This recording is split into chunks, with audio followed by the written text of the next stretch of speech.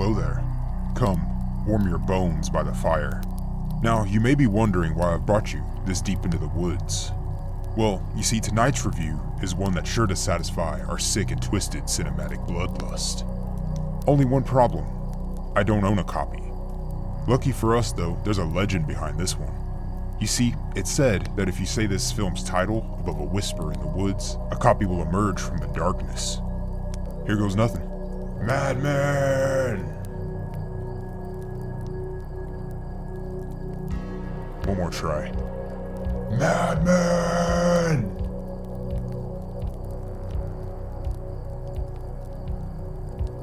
Huh. Guess it's bullshit.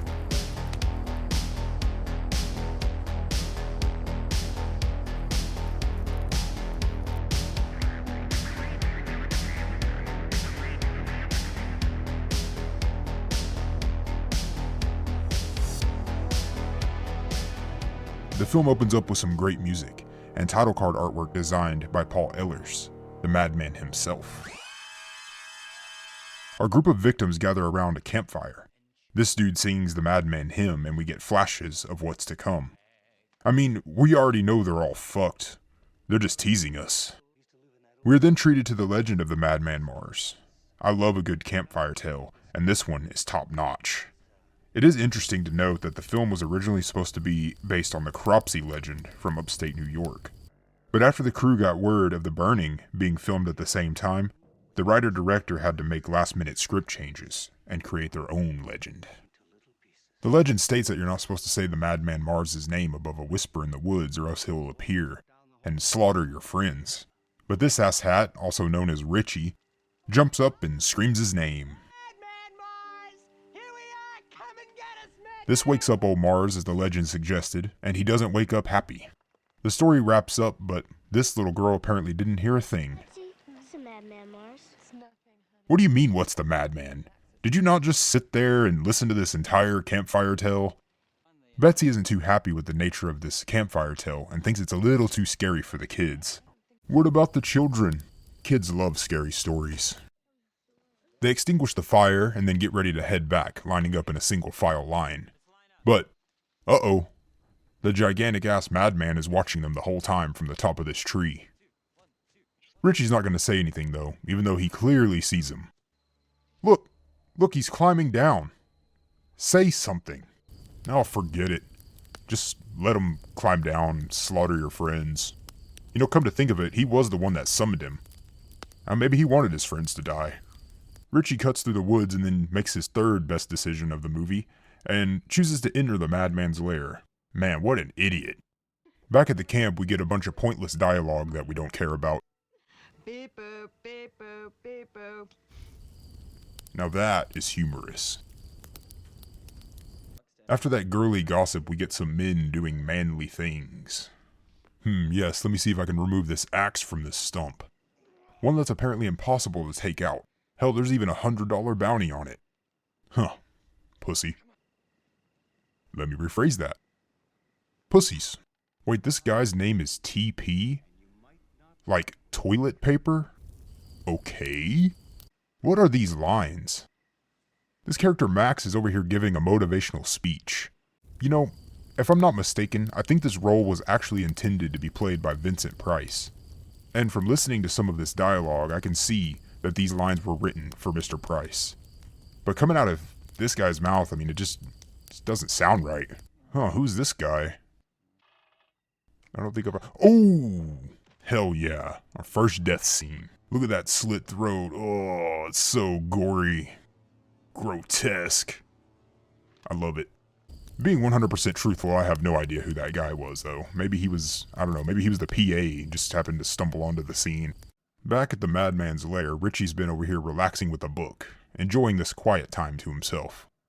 Mr. Marz shows up to dump a body in the basement, extinguishes a candle with his bare hands, grabs a rope, and then runs out into the darkness.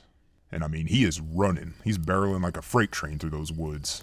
Maybe it was the beeper that went off, the one that they had attached to his suit when the actor's wife went into labor, and he had to show up at the hospital wearing the full madman gear. I bet that freaked out a bunch of the nurses. True story. Also, yes, Richie sees this whole thing and is once again unfazed. Ugh, more of this dialogue. I'll make this short and sweet. Short and sweet? Thank God. Meanwhile, Betsy once again objects to the scary story for the children. Man, you know, I'd be pissed off if I was those kids. What the fuck is this music? Oh no. This music can only mean one thing. Oh, they're undressing. Wait, this guy has a belt that says TP on it? He has his initials on his fucking belt?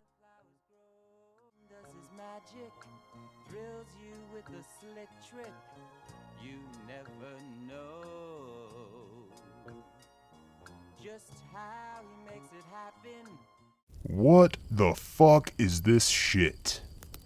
I mean, they've been spinning around in a circle for like 5 minutes. Betsy's face, she looks just so checked out, like she just can't wait for that director to yell cut. And this whole goddamn dance is just leading up to premarital sex. And I fucking hate premarital sex. Finally, the madman shows up, and thankfully he was spared of that mating dance. Update on Richie, the inciting incident. He's now stumbling through the dark woods. That is all. Plaid Shirt is trying to climb up this hill for some reason, and she just misses getting grabbed by Madman. Oh god, not more music. TP wants to go out searching for Richie, who they've just now realized is missing. Holy shit, wait. Holy shit. She saw him, right? Like there's no way she didn't see him right there. And then she second guesses herself? TP then ventures out into the darkness looking for Richie. Man, I really love this music. The madman stalks around old toilet paper. Marz then throws a rope around his neck and hangs him, TPing the tree. Get it? Much like his love scene, his death was slow to start with a quick finish. Betsy then admits to seeing the madman earlier and not saying anything. It's Dave's turn to go out and search for the 2 missing men. And then we get this shot of Madman single-handedly pulling that axe out of that stump. So fucking wicked. Dave spots TP's flashlight as the axe raises up behind him. I'm just in love with these shots. I mean, you could tell that they had a lot of fun with this. He ventures further in, and it doesn't take him long to bump into TP. This scene is just oozing with atmosphere. Marz pops out and swings at his ass. Imagine being poor Dave, this massive, insane, stringy-haired farmer with no nose, swinging an axe at you in the woods. That shot right there. That is my favorite shot in the film. Just fucking iconic. One thing I should mention is that the original cut of this movie is lit in a very deep blue, which adds to the atmosphere a lot, but unfortunately the only footage I could find for this review is of this updated version that took out all the blue lighting. It's a real shame. If you decide on watching this film, make sure you find the one with the blue lighting. Marz continues to swing at him, and unfortunately after all this badass setup, his death is a cutaway. Can we all agree that the MPAA are the real madmen? I mean, show us the fucking gore already. God damn it. Curly then interrupts Burt Reynolds' love scene. Thank Christ we missed that. She goes to the old truck, and it won't start. And then it does, just in the nick of time. After a short drive, Curly gets out to holler names into the woods. I really can't understand why she just wouldn't go for help at this point. I mean, 3 of your friends are gone, disappeared. Oh well. She finds Dave's lantern, then his legs, then his shoulders, then his head. She books it back to the truck, but it won't start for real this time. She goes to investigate the problem. The truck shakes a bit, and then Marz jumps onto the hood, and with his enormous frame, it lops Curly's head right off. I gotta admit, this is the only car hood decapitation I've ever seen. Good stuff. These 2 just missed the decapitation, and also after all their friends have gone missing all night, the pair decide to split up. You know, it's really not a big deal that Madman has been chopping heads off, because, I mean, they're not using their brains anyway. So, this girl spots Madman. She screams at the top of her lungs, "Hey, I'm over here." She then runs for her boyfriend, Burt Reynolds, but he decides to investigate. I don't see anything, Ellie. Nothing. Yeah? What? You mean to tell me you didn't just see that linebacker with an axe? I mean, you obviously saw him, you screamed. Every one of you is crazy. All of you. Burt Reynolds tells her to stay in the truck, but she doesn't listen. Then they try to start it with their friend's head in there. Marz comes to save the day again and yanks Burt out of the truck. It rolls and knocks her out of the vehicle, and then she sees Marz deadlifting her boyfriend. Damn. No, not another cutaway. Show us Marz folding that dude in half like a chair. After stumbling through the woods for some time, Richie decides to go back into the Madman Marz's house. Madman dumps another body and runs out, again. This time though, Richie decides to go into the basement and discovers all of his dead friends. Meanwhile, Bert's girlfriend made it back to camp, and so did Marz. She hides in the refrigerator?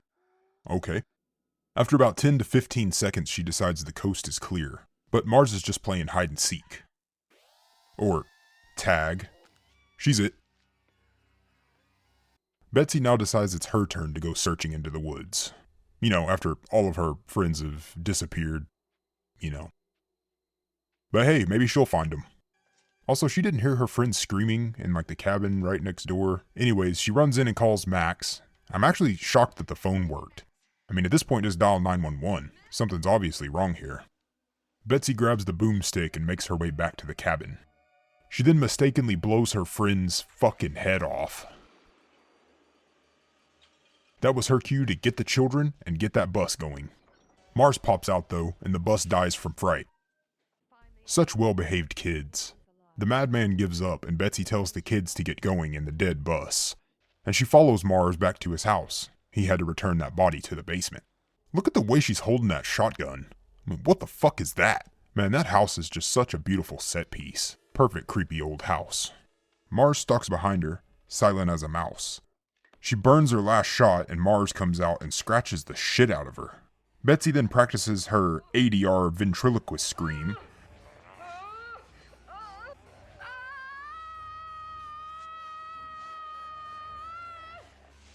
Before Marz impales her, but she gets a stab in too, causing him to set the basement ablaze.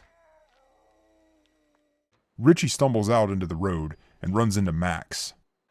He tells him that the madman is real. The song begins, this time with vocals. Lore of the campfire, telling of his horror, lost in the woods with the madman and the stars. Don't laugh at the tales, heed if you call him the legend lives. Beware the Madman Marz. The legend lives. Beware the Madman Love me some horror music. Marz. With a production cost of $350,000 and a return of just over $1 million, Madman failed to open any doors for our crew. For director Joe Giannone, hope I'm not butchering that too bad, Madman was his only directorial credit, which is a real shame. I feel like he could have really made it in the industry. The crew was racing against a fast approaching winter, and with having to make changes to the killer's legend, you can tell that this film was definitely a labor of love. The film oozes with atmosphere, and has a ton of great shots showing off the madman. There's just something about this film that perfectly embodies the drive-in slasher. Hideous monster slaughters teens in the woods. Classic. Joe Bob Briggs actually ranked Madman number 9 on his top 10 drive-in films of all time. Personally, I love this film more than most probably would. Now, I can't be completely naive to some of the film's problems. For one, the characters are a little too disposable, if you know what I mean. There's no one to root for here. No one. And I believe that we need at least one to attach ourselves to, like Laurie in Halloween, Sally in the Texas Chainsaw Massacre, Alice in Friday the 13th, the list can go on. But the Betsy character just doesn't have that pull, at all. The dialogue at times was just a bit horrendous, and leaves you begging for another death scene. Overall, the film for me is a classic, and I highly recommend it to anyone that loves slasher films and hasn't seen it yet. Please find the original cut of the film though, because that blue lighting really feeds the atmosphere, and in many ways is a character of its own. Now for my segments. As for my favorite moment, it has to go from the pulling of the Excalibur axe, stalking Dave, and that incredibly badass shot of Marz being backlit in blue. Even though we didn't get to see his death, I feel like that whole scene was really well done, and definitely takes the cake for the best moment in the film. Who got it the worst? Betsy. for enduring that hot tub scene with TP. I'm kidding. If I had to pick one that got it the worst, it would probably be Ellie. She saw Marz with her friend's body, was in a car wreck, saw her boyfriend get broken in half, probably, chased into a cabin, axe to the chest, and then shot by her friend. Right in the fucking face. Yeah, I'd say she got it the worst. Well, that's gonna do it for this one. Please let me know your thoughts of Madman down below. And be sure to check outside your windows. We may have summoned old Marz by speaking his name. He may be out there, somewhere.